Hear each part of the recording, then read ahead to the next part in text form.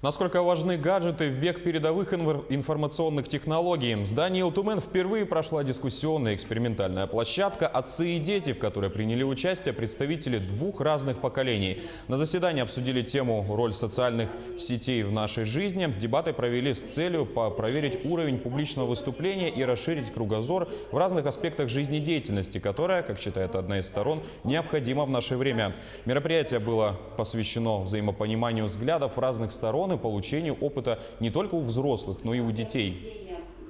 Вот они между собой горизонтально отлично общаются там и так далее. Но они же придут на предприятие, они придут на, закончив вузы, СУЗы, придут на предприятие и будут там общаться не только с людьми разного возраста, но и с людьми, которые, внимание, с опытом, авторитетов и так далее. Такие мероприятия, они нужны нам, потому что мы представители двух разных поколений, мы, как будто с разных планет, мы плохо друг друга понимаем.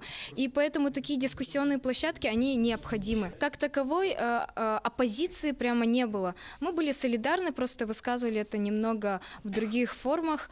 Я думаю, что да, мы у каждого что-то друг от друга взяли, что-то переняли.